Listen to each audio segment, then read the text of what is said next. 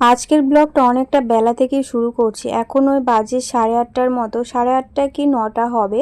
তো এখন থেকেই ব্লগটা শুরু করছি। সবাই কেমন আছো? আশা করছি সবাই ভালো আছো, সুস্থ আছো। আমার নতুন ব্লগে তোমাদেরকে অনেক স্বাগত আর অনেক ভালোবাসা।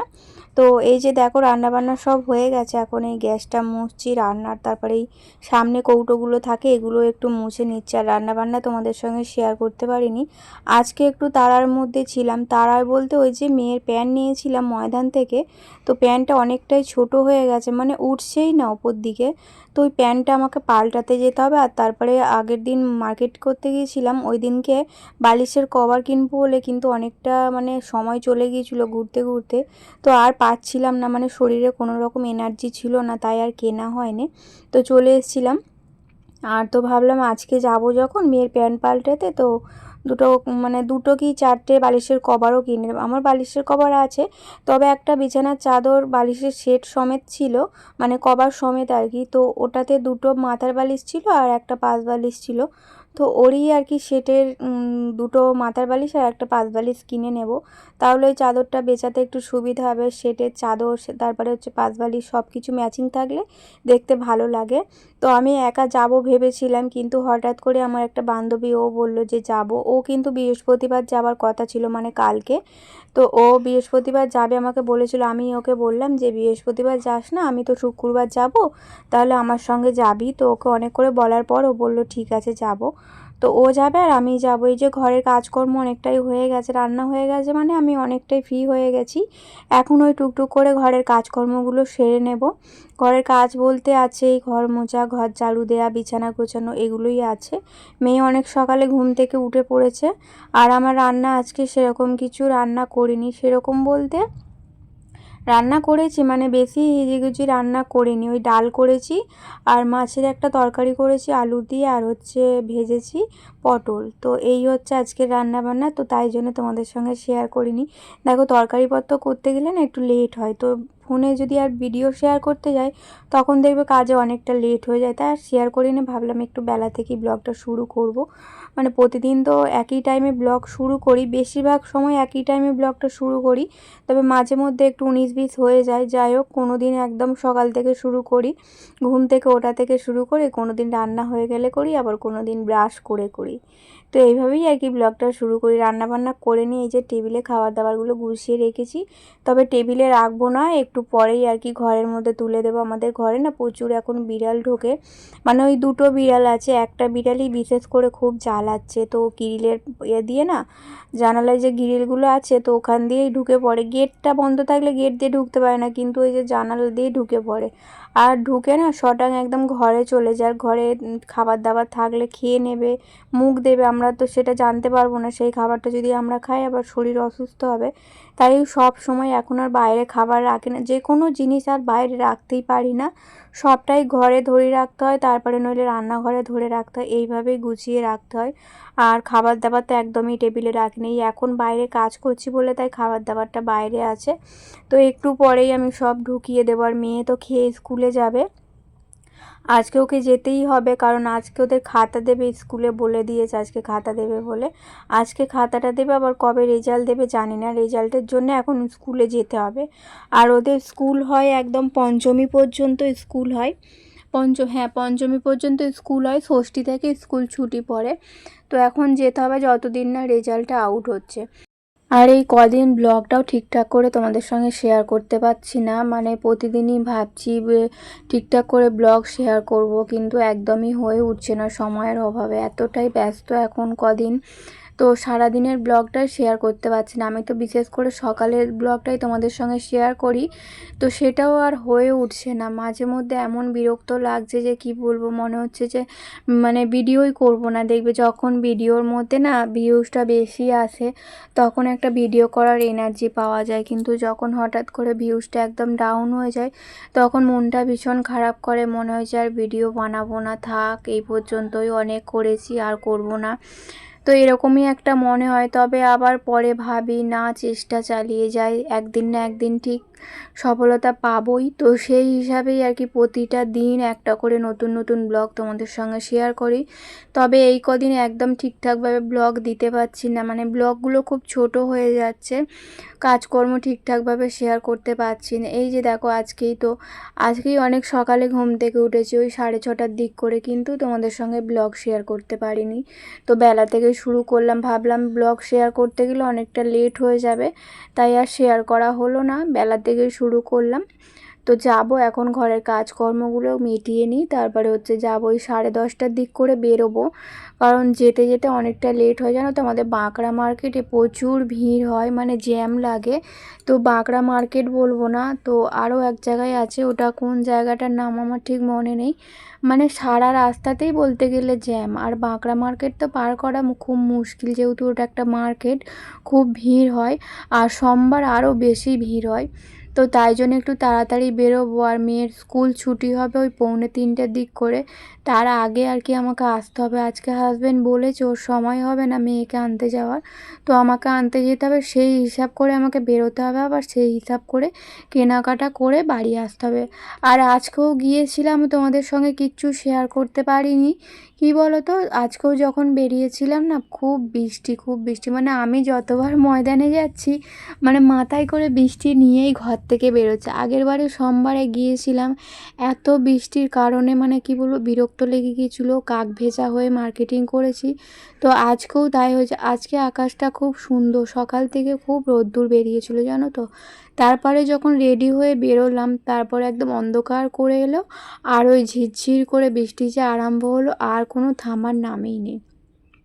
আর এই বৃষ্টির মধ্যে ছাতা ধরবো না, জিনিসপত্র কিনবো না, ক্যামেরা অন করব, এই আর হয় না। ভিডিও তোমাদের সঙ্গে শেয়ার করা ভেবেছিলাম আজকে তোমাদের সঙ্গে একটুখানি শেয়ার করব, কিন্তু হয়ে উঠলো না। যাই হোক, এখন এই যে যেগুলো নিয়ে যাব সেগুলো আগে থেকে না গুছিয়ে রাখলে, যখন আবার রেডি হব তখন আবার অসুবিধা হয়ে যাবে, কোনটা নেবো কোনটা নেব না ভুলে যাব। তাই আর কি আগে থেকেই এগুলো গুছিয়ে রেখে দিচ্ছি, যাতে আর কি তখন আর গোছাতে না হয়। তো এখানে আমার মেয়ের প্যান্টটা নেব, আর একটা প্যান্ট নিয়ে যাব, মানে পুরনো প্যান্ট, পরার প্যান্ট নিয়ে যাব, সেই মাপের আর কি নিয়ে যাব, যেহেতু মেয়ে যাবে না, তো একটা তো আমাকে নিয়ে যেতেই হবে প্যান্ট তার মাপে নেওয়ার জন্যে। তো প্যান্টটা কোথায় রেখেছি নতুন প্যান্টটা, সেটাই খুঁজে পাচ্ছি না, প্রত্যেকটা ব্যাগ বার করে দেখছি। আর যেসব জিনিসগুলো কেনা হয়েছে সেগুলো কেন গোছায়নি বলো তো, এখনও সেলাই করতে বাকি আছে। তবে ঘর দালান ঝাড়বো, তারপরে আর কি সেলাইয়ের কাজে বসবো। আর মহালয়ার পরে কিন্তু ঘর দালান ঝাড়তে নেই, কিন্তু আমার এক হয়েছে, মানে কি বলবো, আমার তো সময়ই নেই হাতে যে মহালয়ার আগে আমি ঘর দালানটা পরিষ্কার করবো। এক কাজ ছিল, কাজটা কালকে সবে হলো, বৃহস্পতিবার কমপ্লিট হলো, আর আজকে আবার যাব ময়দানে। তো হয়েই উঠছে না যে কখন আমি ঘর দালান পরিষ্কার করতে গেলে তো হাতে সময় রেখে করতে হবে না, সেই সময়টাই আমার হাতে নেই। তো মহালয়ার আগে করে নেওয়ার চেষ্টা করলেও আমার হবে না, ওই মহালয়ার পরেই করতে হবে আমাকে। আজকে ময়দানে যাব, আস্তে আস্তে প্রায় দুপুর গড়িয়ে বিকাল হয়ে যাবে, মানে ওই 3টে বেজে যাবে, 2:30-3টে বাজবে। তো আজকে আর হবে না, শনিবার ইচ্ছা আছে করার, দেখি শনিবার কি হয়, যদি সময় পাই তাহলে শনিবার একটু চেষ্টা করব। কি বলো তো, শুধু একটা ঘর হলেও নয়, ঠিক ছিল তো, রান্নাঘর আছে, কাজের ঘর আছে, এই ঘরটা আছে, তারপরে দালানটা আছে, সবটাই তো করব যখন সব দিকটাই তো পরিষ্কার করতে হবে। তো এখানে পুরনো প্যান্ট আর নতুন প্যান্ট দুটোই একসঙ্গে নিয়ে নিলাম, নিয়ে আর আমার হাজব্যান্ডের একটা জামা নিচ্ছি, গেঞ্জি। তো ও তো পুজোতে সবার কিনে দিয়েছে, মানে আমার মেয়ের সবারই কিনে দিয়েছে, কিন্তু নিজের জন্য কিচ্ছু কেনে নে। তো ওকে বললেও ও শোনে না, কিছু কিনতেই চাইছে না নিজের জন্যে। তো আমি বললাম যে একটা গেঞ্জি অন্তত নাও।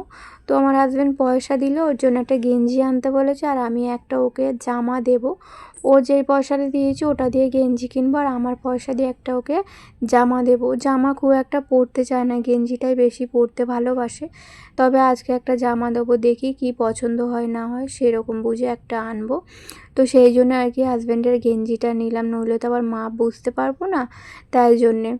তো তারপর দেখো আমি গিয়েছিলাম ওই 10:30টার দিক করে বাড়ি এলাম, তখন ওই 3টের মতো বাজে বাড়ি এলাম, এসে ভাত খেলাম।